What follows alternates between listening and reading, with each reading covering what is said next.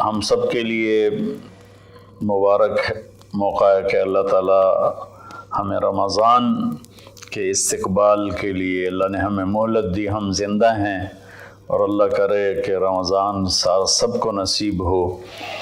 رمضان ایک خاص مہینہ ہے جو اللہ کی رحمتوں کو لینے کا ہے۔ اللہ تعالیٰ کا عرش پہلے آسمان پر آ جاتا ہے، جہنم کے دروازے بند کر دیے جاتے ہیں، جنت کے دروازے کھول دیے جاتے ہیں۔ یہ پہلے کسی امت کے لیے نہیں تھا۔ ان کا روزہ مشقت والا تھا، افطاری سے افطاری۔ ہمارا روزہ اس کے مقابلے میں بہت آسان ہے، سحری بھی افطاری بھی۔ ان کی نماز تراویح نہیں تھی، ہماری نماز تراویح ہے قرآن سننے کے لیے، قرآن کو زندہ رکھنے کے لیے۔ تو اللہ تعالیٰ کی طرف سے اعلان ہوتا ہے، 24 گھنٹے دن رات یہ اعلان ہوتا ہے، حل من مستغفر فاغفر له، حل من تائب فاتوب علیہ، حل من سائل فاعطیہ۔ یہ 3 آوازیں 24 گھنٹے چلتی ہیں آسمانوں پر۔ کوئی ہے معافی مانگنے والا، میں اسے معاف کروں، کوئی ہے توبہ کرنے والا، میں اس کی توبہ کو قبول کروں، کوئی ہے مجھ سے مانگنے والا کہ میں اسے عطا کروں۔ اور پھر ایک فرشتہ اعلان کرتا ہے، یا باغ الخیر اقبل، اے نیکی کے چاہنے والے زور لگا، آگے بڑھا۔ اور دوسرا فرشتہ اعلان کرتا ہے، یا باغ الشر ادبر، اے گناہوں میں ڈوبے ہوئے انسان واپس آ جا، اللہ کی چھاؤں میں آ جا، اللہ کی رحمت میں آ جا، اللہ کی بخشش کی چادر میں اپنے آپ کو چھپا لے۔ اور اس میں فرض 70 فرض کے برابر ہو جاتا ہے، نفل فرض کے برابر ہو جاتا ہے۔ اور حضرت علی رضی اللہ تعالیٰ عنہ علیہ السلام کا فرمان ہے کہ کوئی شخص ایک فرض روزہ چھوڑ دے، پھر اس کی قضا میں قیامت تک عملی نفلی روزے رکھتا رہے تو اس ایک فرض کو نہیں پہنچ سکتا۔ تو سارے دوستوں سے درخواست ہے کہ روزے کا اہتمام فرمائیں اور اللہ کی رحمت کو لوٹ لیں۔ اور میں ایک حدیث سناتا ہوں کہ میرے نبی نے کس طرح رمضان کا استقبال کیا۔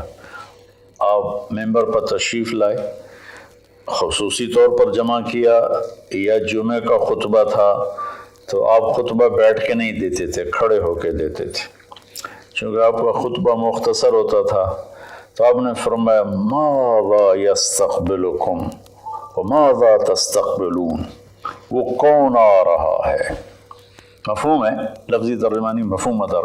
ہم نے کہا وہ کون آ رہا ہے اور تم کس کی طرف جا رہے ہو؟ سب یوں ہو گئے۔ پھر آپ نے کہا، ماذا یستقبلکم وماذا تستقبلون، وہ کون آ رہا ہے اور تم کس کی طرف جا رہے ہو؟ سارے صحابہ میں ہلچل مچ گئی۔ تیسری دفعہ، ماذا یستقبلکم وماذا تستقبلون، وہ کون آ رہا ہے، کس کی طرف جا رہے ہو؟ سارے پیچھے مڑ مڑ کے دیکھیں، پیچھے تو کوئی بھی نہیں۔ تو حضرت عمر رضی اللہ تعالیٰ عنہ کھڑے ہوئے علیہ السلام، انہوں نے فرمایا، یا رسول اللہ اوحی نزل، یا رسول اللہ کوئی وحی آئی ہے؟ آپ نے فرمایا لا، کہ نہیں۔ اعدو حضر، اللہ نے آپ کو آنکھ دی ہے دیکھنے والی، تو کیا کوئی دشمن مدینے کی طرف آ رہا ہے اور آپ نے دیکھ لیا ہے اور وہ ہم پر حملہ کرنے آ رہا ہے، ہم تیاری کریں؟ آپ نے کہا اللہ، نہیں یہ بھی نہیں۔ تو انہوں نے پوچھا، بھائی یا رسول اللہ کون آ رہا ہے؟ تو آپ نے کہا رمضان آ رہا ہے۔ سبحان اللہ، کیا خوبصورت انداز تھا متوجہ کرنے کا، عظمت بٹھانے کا، ہیبت بٹھانے کا، کہ رمضان آ رہا ہے۔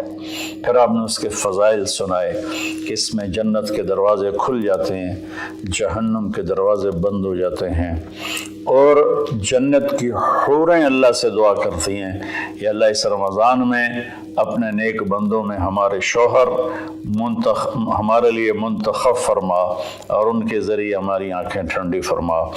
اور جہنم کے سارے دروازے بند ہو جاتے ہیں، شیطان قید ہو جاتا ہے، اور اس رمضان کا مطلب ہے جلنا، رمض یرمز، جلنا۔ سارے مہینوں کے نام عربوں نے رکھے، محرم، صفر، ربیع الاول، ربیع الثانی سے لے کر آخر تک۔ رمضان کا نام اللہ نے قرآن میں لکھا، شہر رمضان الذی انزل فیہ القرآن، کہ یہ عرشوں پر اس مہینے کا نام طے ہوا رمضان۔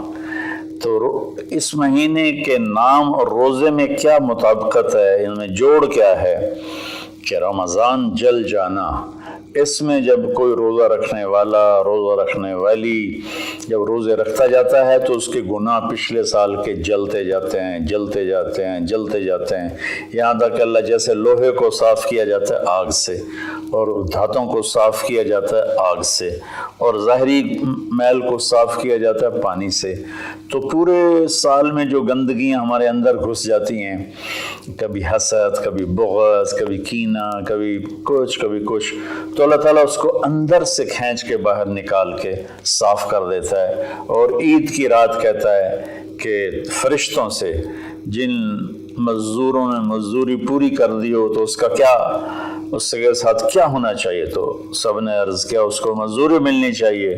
تو پھر اللہ تعالیٰ فرماتے ہیں تم گواہ رہو، میرے بندوں نے دن میں روزہ رکھا، رات کو قیام کیا اور میرا قرآن سنا، میں اس مزدوری کے بدلے ان کے سارے گناہ معاف کرتا ہوں۔